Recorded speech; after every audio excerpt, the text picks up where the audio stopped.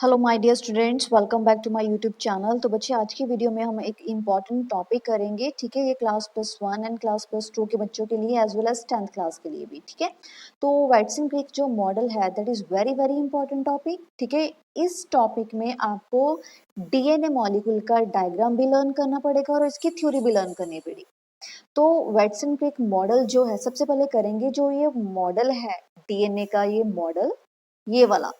ठीक है, deoxyribose nucleic acid DNA का जो स्ट्रक्चर है, मॉडल है, किसने डिजाइन किया और इस डीएनए मॉलिक्यूल में कौन कौन सी चीजें हैं, यू मस्ट लर्न। तो सबसे पहले जो जेडी वेटसन एंड अमेरिकन बायोलॉजिस्ट जो है एफएचसी क्रिक, 1953 में इन दोनों ने क्या किया, डीएनए मॉलिक्यूल का जो स्ट्रक्चर है उसको डिजाइन किया और उसके स्ट्रक्चर को एक्सप्लेन किया। ठीक है, वैटसन एंड क्रिक ने दोनों ने मिलकर इस डीएनए मॉलिक्यूल का जो स्ट्रक्चर है उसको डिजाइन किया, उसको एक्सप्लेन किया, उसके स्ट्रक्चर को एक्सप्लेन किया।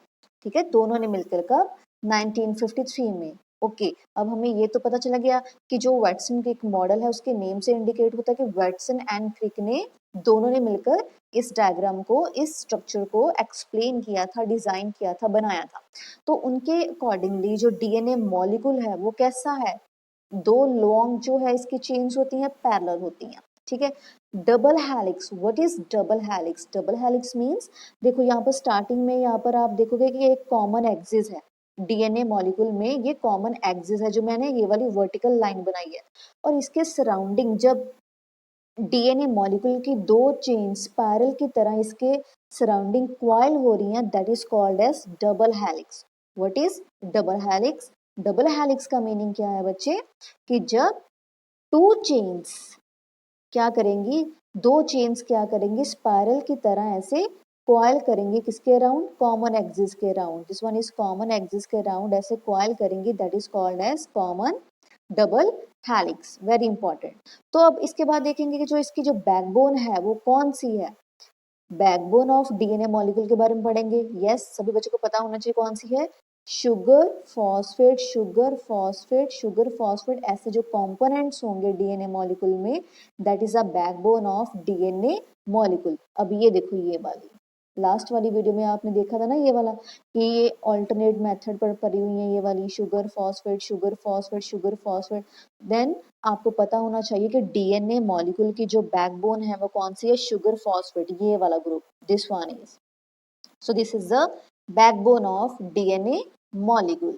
Next, one complete strand has 10 base pair. एक जो स्टैंड है, एक जो कंप्लीट स्टैंड है, उसके अंदर कितने बेस पेयर्स होंगे, 10 बेस पेयर्स होंगे। और जो हेलिक्स है किस डायरेक्शन में है, राइट हैंडेड। एंड देन इसकी जो दो बार्स होती हैं कौन सी होती हैं, एक तो है वर्टिकल, एक तो है हॉरिजॉन्टल। सबसे पहले पता होना चाहिए कि what is the difference between vertical and horizontal. Vertical means ऐसे होता है और हॉरिजॉन्टल मीन्स ऐसे होती है, ऐसे वाली। ठीक है, अब देखो ये वाली होगी वर्टिकल, ये वाली। ठीक है, दिस वन इज वर्टिकल। ठीक है, और ये होगी हॉरिजॉन्टल, दिस वन। ये जो लाइंस हैं जहाँ पर सी जी ये लिखा है ना, दिस वन इज हॉरिजॉन्टल। ठीक है, तो ये वाली कौन सी होगी, ये वाली पिंक से जो की है दैट इज वर्टिकल, इसको हम वर्टिकल बोलेंगे। और ये वाली जो है that is horizontal, this one is horizontal. और पिंक वाली जो है कौन सी है, ये वाली, ये होगी वर्टिकल। ठीक है, अब देखो वर्टिकल में क्या होएगा, this one is sugar phosphate, sugar phosphate, sugar phosphate, sugar. और वर्टिकल में क्या होएगा, ठीक है, हॉरिजॉन्टल में क्या होएगा, this one A T, T A, या सी जी, जी सी, ये हो गया। ठीक है, सो ध्यान से करना। तो यहाँ पर जो वर्टिकल बार्स है that is composed of alternating phosphate and deoxyribose sugar components. ठीक है जी। तो नेक्स्ट जो हॉरिजॉन्टल रिंग्स होंगी दैट इज कौन सी होंगी, वो ए टी या टी सी, सी जी सी या सी जी।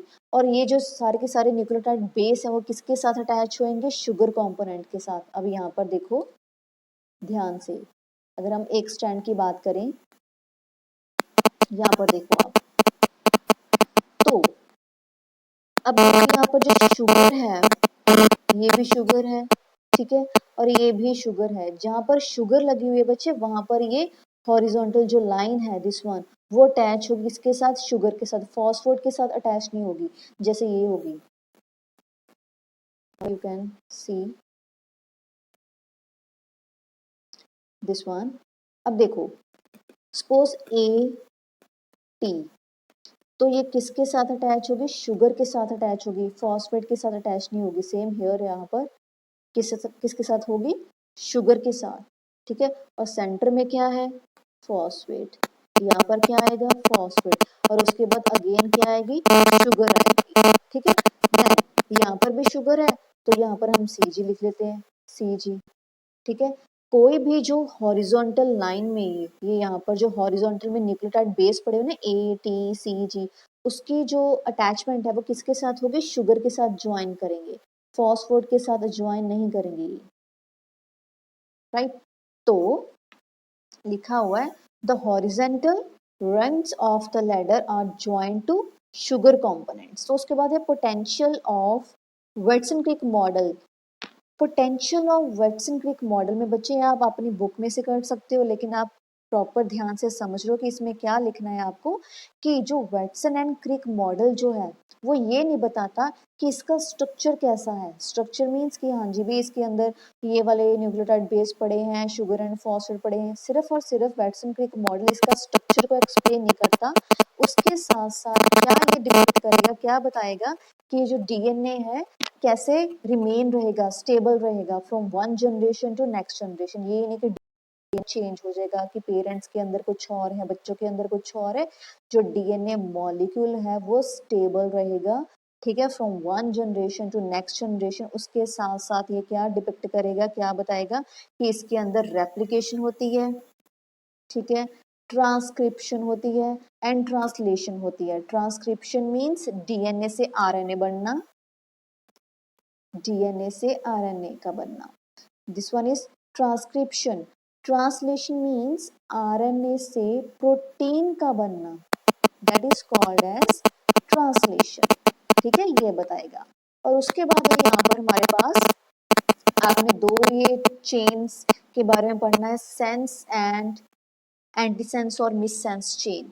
तो सेंस चेन कौन सी होगी, सेंस चेन मीन्स कि हमारे पास सपोज ये दो चेन है डीएनए मॉलिक्यूल की, दोनों में से सपोज ये वाली चेन के अंदर पूरी की पूरी जेनेटिक इंफॉर्मेशन है।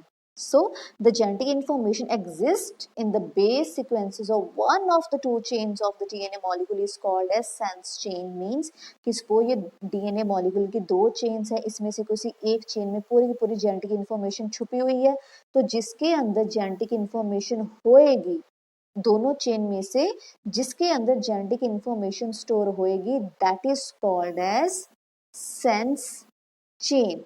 और इसके जो ऑपोजिट चेन है ये वाली, ठीक है, सपोज ये वाली ऑपोजिट चेन है, तो ये क्या होगी, कॉम्प्लीमेंट्री होगी, that is called as miss sense और antisense chain. Miss sense और एंटी सेंस चेन, ये हो गया डिफरेंस, ठीक है। ध्यान से, दो चेन है हमारे पास, ठीक है। अगर एक चेन में सपोज ये वाली चेन में सारी की सारी जेनेटिक इंफॉर्मेशन छुपी हुई है, स्टोर हुई है, इस चेन को हम क्या बोलेंगे, सेंस चेन बोलेंगे। और जो इसकी जो ऑपोजिट है, ऑपोजिट मीन्स ये वाली, तो ये कौन सी होगी, एंटी सेंस और मिस सेंस चेन। तो नेक्स्ट वन है हमारे पास सिस्ट्रॉन।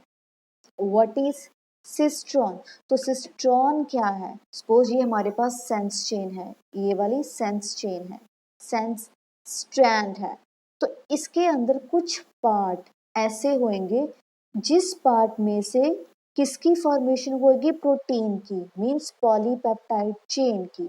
अब ये होगी पॉलीपेप्टाइड चेन, ये वाली जो मैंने बनाई है ये वाली, दिस इज पॉलीपेप्टाइड चेन, ठीक है।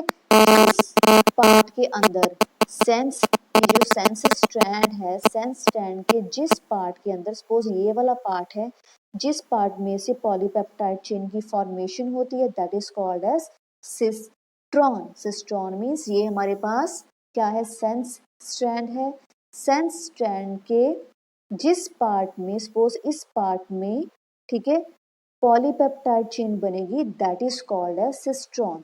तो ये क्या होएगा, सिस्ट्रॉन होगा। यहाँ से किसकी फॉर्मेशन हो रही है, पॉलीपेप्टाइड चेन मींस प्रोटीन की फॉर्मेशन हो रही है, दैट इज से स्ट्रॉन्ग। तो बच्चे ये हो गया हमारे पास Watson Crick model, that is very very important. तो आपको ये वाला डायग्राम भी लर्न करना पड़ेगा और ये वाली थ्योरी भी लर्न करनी पड़ेगी। Thank you.